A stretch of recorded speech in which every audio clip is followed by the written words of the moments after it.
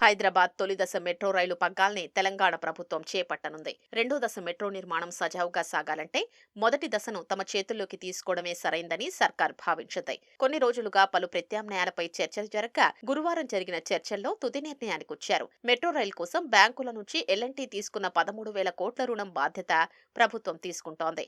మరో 2,000 కోట్లను ఎల్ఎన్టీకి ప్రభుత్వం ఈక్విటీ కింద చెల్లించేలా ఒప్పందం కుదిరినట్లు సంబంధిత వర్గాలు తెలిపాయి. హైదరాబాద్ మెట్రో రైలు విస్తరణలో ఇది కీలకం కానుంది.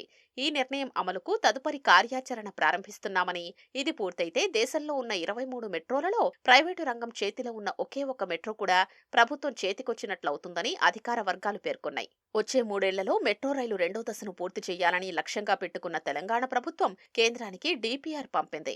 మొదటి దశ ఎల్ఎన్టీ చేతిలో ఉన్నందున ఆ సంస్థతో అవగాహనకు రావాలని కేంద్రం సూచించడంతో పాటు పలు అభ్యంతరాలు వ్యక్తం చేసింది. ఒప్పందం చేసుకోవడానికి ఎల్ఎన్టీ అంగీకరించకపోవడంతో రెండో దశకు అడ్డంకిగా మారకూడదన్న ఉద్దేశంతో మొదటి దశను ప్రభుత్వమే తీసుకోవాలని నిర్ణయించింది.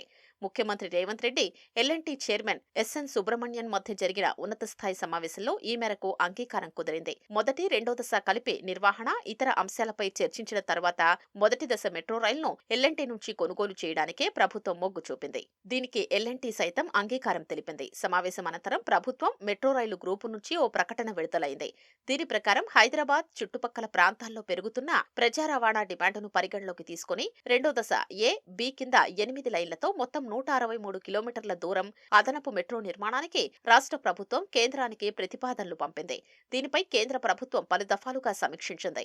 మొదటి దశ ప్రైవేటు చేతిలో ఉండగా రెండో దశ ప్రభుత్వం చేపడుతుందని, రెండింటినీ కలిపి సమీకృత నిర్వహణకు ఒప్పందానికి రావాలని కేంద్రం సూచించింది. ఇది జరిగితేనే తదుపరి ప్రక్రియను ప్రాసెస్ చేయగలమని పేర్కొంది. రెండో దశలో భాగస్వామిగా ఉండడం సహా మొదటి 2 దశలు కలిపి నిర్వహించడానికి అంగీకారం తెలుపుతూ ఒప్పందంపై సంతకం చేయడానికి ఎల్ఎన్టీ అంగీకరించలేదు. మెట్రో రైల్లో తమ వాటాను రాష్ట్ర ప్రభుత్వానికి లేదా కేంద్రానికి విక్రయించడానికి ముందుకొచ్చింది.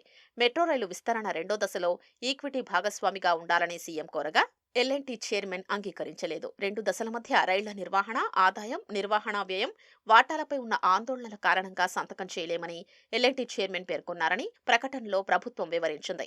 తమ వాటా మొత్తం విక్రయిస్తామని ఎల్ఎన్టీ చైర్మన్ ప్రతిపాదించిన తర్వాత ఆర్థికపరమైన అంశాలు, ఆస్తుల విలువ తదితరాలపై చర్చ జరిగింది. మెట్రో రైలుకున్న 13,000 కోట్ల అప్పును ప్రభుత్వం తీసుకుని తమ ఈక్విటీ విలువగా 5,900 కోట్లు చెల్లించాలని సుబ్రహ్మణ్యన్ కోరారు. విస్తృత చర్చల తర్వాత కేంద్ర ప్రభుత్వం నుంచి రెండో దశ ఆమోదం పొందడానికి వీలుగా 13,000 కోట్ల అప్పును ప్రభుత్వం తీసుకోవడంతో పాటు మెట్రో రైల్లో ఈక్విటీ ఇన్వెస్ట్మెంట్ కింద 2,000 కోట్లు వన్ టైం సెటిల్మెంట్ కింద చెల్లించడానికి ప్రభుత్వం అంగీకరించింది.